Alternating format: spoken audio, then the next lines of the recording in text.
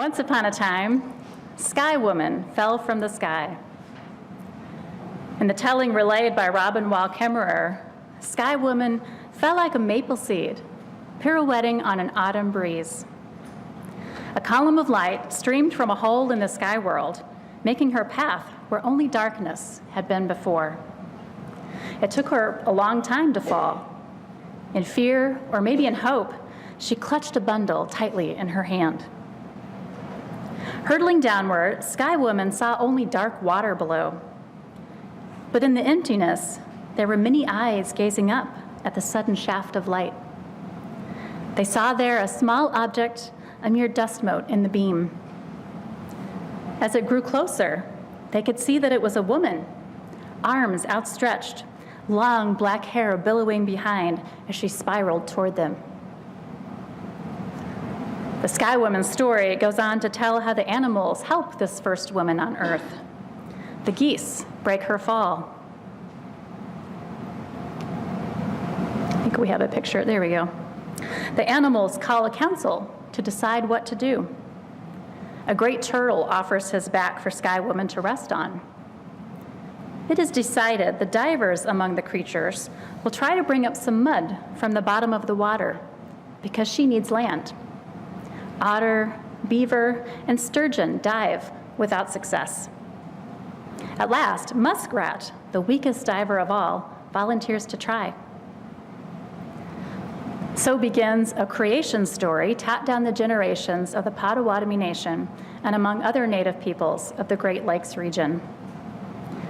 Now, perhaps you've heard the creation stories captured in Genesis, the first book of the Jewish Torah and the Christian Bible.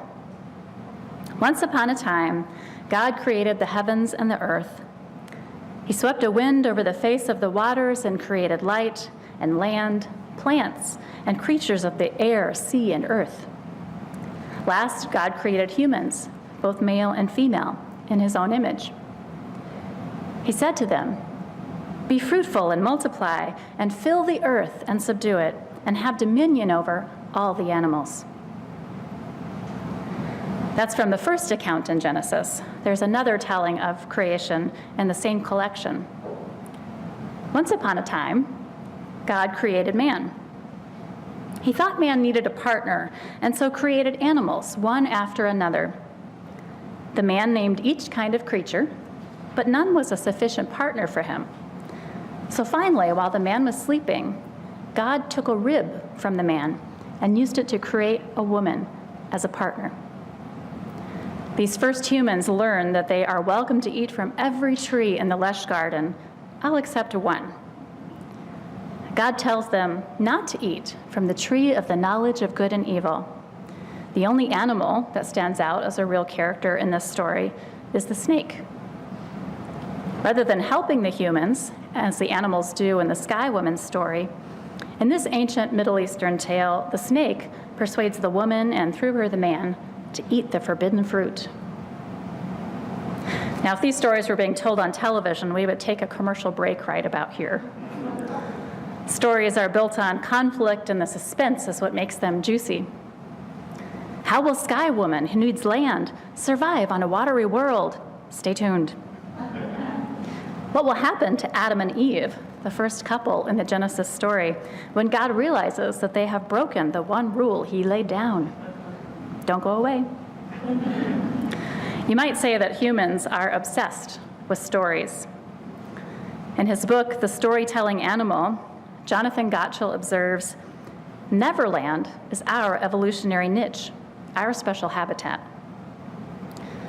You see, it turns out that people spend more time in imaginary worlds, books, daydreams, tall tales, and so on, than we do in the real world. And stories aren't just a way to test different what-if scenarios and make better decisions, though they are that too. They serve the important functions of illuminating right and wrong and encouraging people to behave in ways that are good for the whole of society. Gottschall goes so far as to say that if the research is correct, fiction is one of the primary sculpting forces of individuals and societies. At their best, mythological stories like those of Sky Woman and Adam and Eve teach us important truths about who we are and how life is. And we left Sky Woman sitting on a turtle with her new animal friends trying to bring her some land. Kimmerer's telling continues. A stream of bubbles rose with the small, limp body of the muskrat. He had given his life to aid this helpless human. But then the others noticed that his paw was tightly clenched, and when they opened it, there was a small handful of mud. Turtle said, "Here, put it on my back, and I will hold it." As the story continues, Sky Woman spreads the mud across Turtle's shell. She offers a song of thanksgiving and dances in gratitude on this new bit of earth.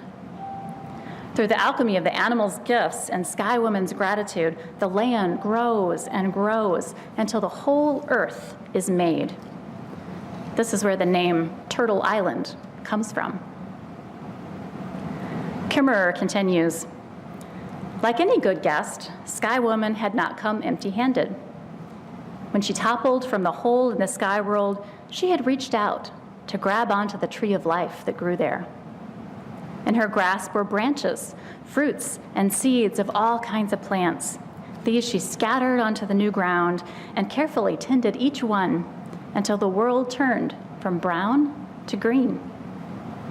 Sunlight streamed through the hole from the sky world, allowing the seeds to flourish. Wild grasses, flowers, trees, and medicines spread everywhere. And now that the animals, too, had plenty to eat, many came to live with her on Turtle Island. And so in this story, humans and animals go on living in harmony in this home of abundance. It's a happily ever after story. The story from Genesis, as you may know, does not have such a feel-good ending. After eating the forbidden fruit that gives the knowledge of good and evil, the first couple experienced shame about their bodies and sexuality. They cover themselves. When God comes walking through the garden, isn't that interesting? Like a person, he comes walking through the garden, they hide. What does God do when he discovers that Eve and Adam have disobeyed him? He punishes all of them. Womankind with birth pains and, patriarchy forever. Mankind with a life of hard toil in order to survive.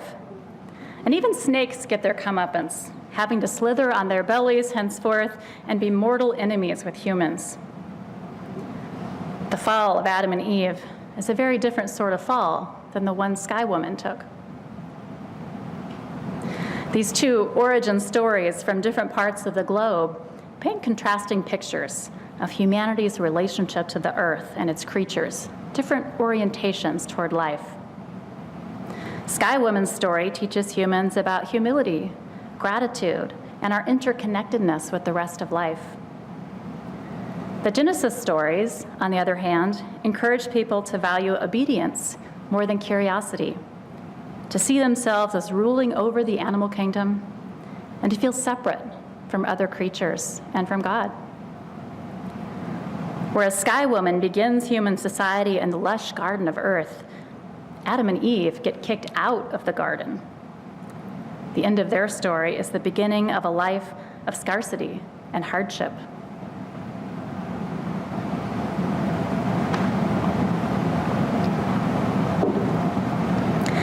People tell stories around campfires and while putting little children to bed.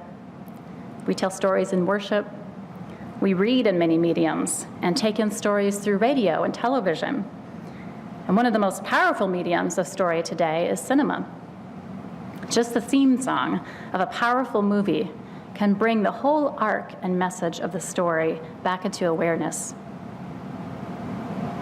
Unfortunately, as with the beautiful tiger in the story you heard in the reading, people can believe the stories they are told, even when they're not fundamentally true, even when those stories needlessly trap them.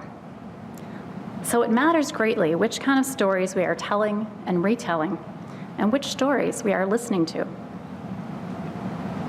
The Meta Center for Nonviolence observes, To change the direction of politics, we have to change the implicit narrative or story that it's based on.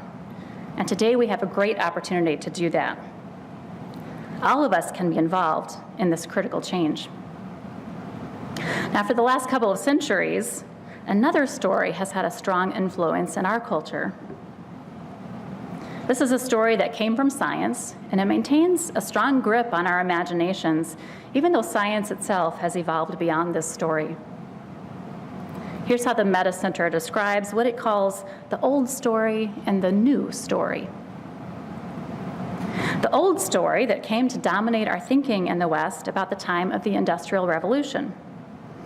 It held that everything consists of matter, and several assumptions followed. Being inert matter, there's naturally no meaning to the universe. Evolution is a series of random events. There's no way to explain how human beings can think and feel. And most importantly, we are separate from one another and the planet, which keeps us always on the verge of competition, if not outright violence, because we can only be satisfied by more and more outside resources. Finally, there's no way to change this situation. We are the result of our genes, or physical brain, or outside forces. Pretty grim, huh? But that isn't the end of the story from science. The worldview of scientific materialism, Meta goes on to explain, encountered a severe shock with Einstein's theories of relativity, and especially with Max Planck's discovery that what we thought was solid matter is in fact an indeterminate field of possibilities that resembles consciousness more than stuff. And the entire universe is deeply interconnected. Thus, science came back into alignment with timeless traditions of human wisdom that had always maintained that human beings are body, mind, and spirit with an as yet unrealized destiny.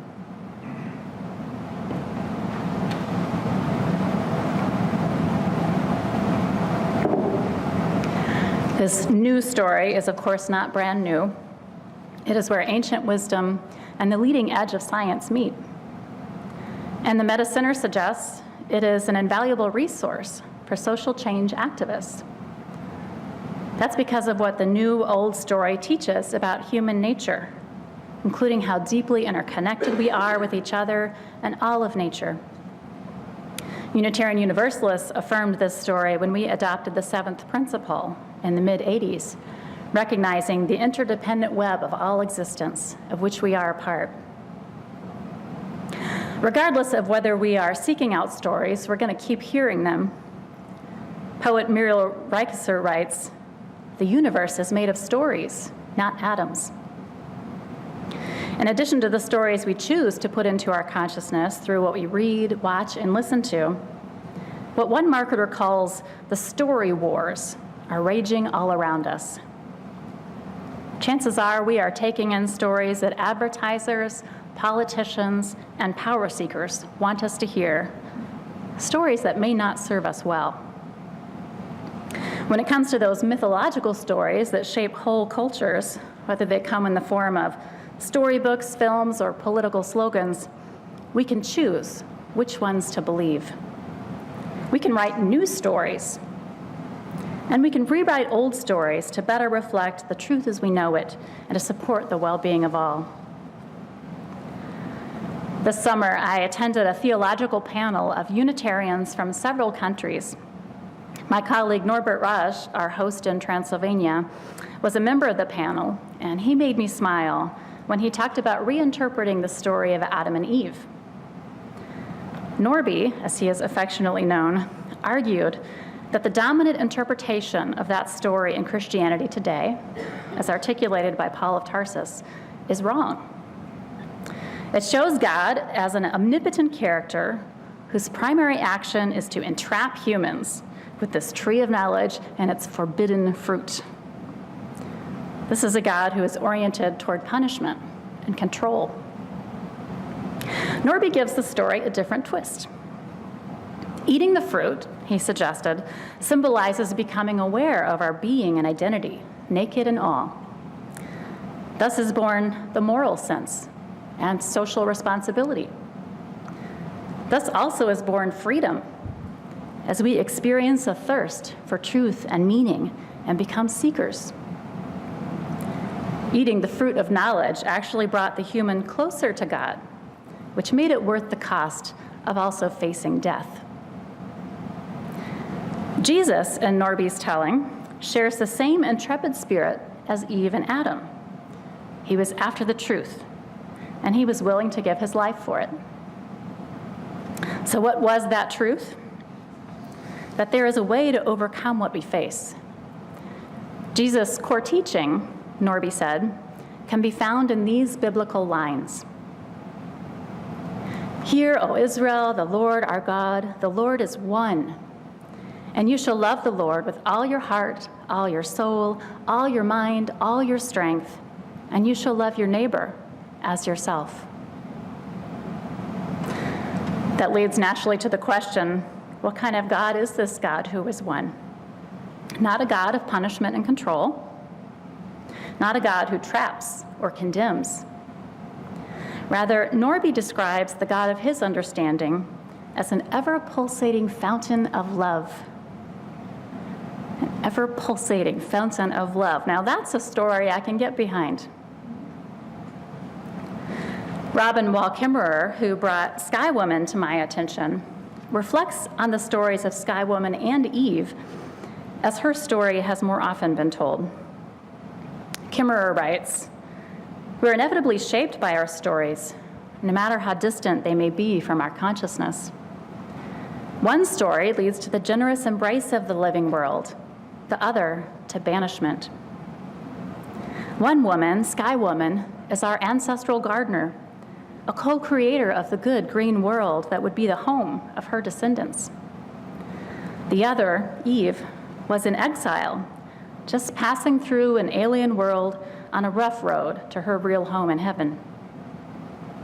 And then they meet," Kimmerer observes, "the offspring of Sky Woman and the children of Eve, and the land around us bears the scars of that meeting, the echoes of our stories.